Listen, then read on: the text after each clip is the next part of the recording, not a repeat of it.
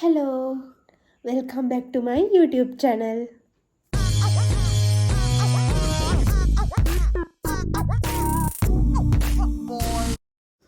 ඔන්න ඉතින් එදා කිව්වා වගේම කරපිංච ඔයිල් එකක් හදන්නේ කොහොමද කියලා අද වීඩියෝ එකෙන් ඔයාලට අරගෙන ආවා.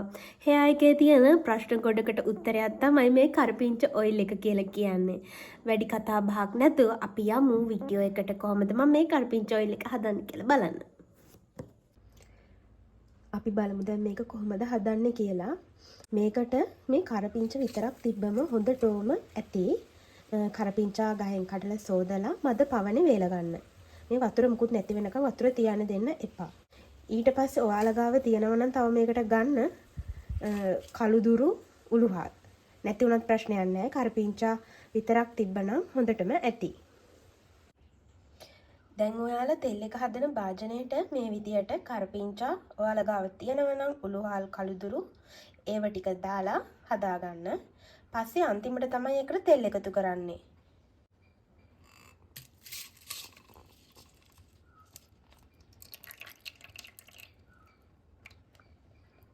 හරි දැන් තෙල් ටිකත් එකතු කරලා ඉවරයි. දැන් තියෙන්නේ ඊටාම අඩු ගින්දරේ මේක රත් කරගන්න. ගොඩක් ගින්දර දාන්න එපා. තෙල් එක ගොඩක් කර වෙන්න බලනවා. ඒ නිසා ගොඩක්ම අඩු ගින්දරේ මේ ටික විනාඩි 5ක් වගේ රත් කරගන්න. මේ තියෙන්නේ හරියටම විනාඩි 5කට පස්සේ මගේ තෙල් එක අඩු ගින්දරේ විනාඩි 5ක් ලිපේ තියාගත්තට පස්සේ තමයි මේ ඔයාලට පේන්න තියෙන්නේ. තව දෙයක් කියන්න ඕන මම මේ තෙල් එක හදාගත්තේ හරියටම සතියකට විතරයි. ඒක නිසා තමයි පොඩි ප්‍රමාණයක් හදාගත්තේ. ඔයාලට පුළුවන් කැමති ප්‍රමාණයකින් හදාගන්න. මේ තියෙන්නේ මගේ ඔයිල් එකේ ෆයිනල් ලුක් එක.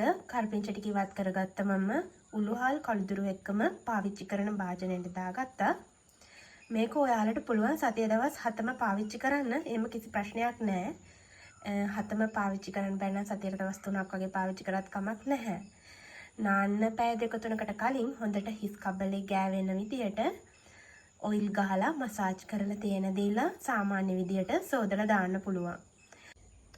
ඉතින් මගේ channel එකත් subscribe කරගෙන යන්න කියලා ඔයාලගෙන් ආදරණීය ඉල්ලීමක් කරනවා. අපේ channel එකත් එක්ක දිගටම එකතු වෙලා ඉන්න. ඔයාලට මේ වගේ වටිනා වීඩියෝ ගොඩක් ඉදිරියට මම ගේන්න බලාපොරොත්තු වෙමින් ඉන්නවා.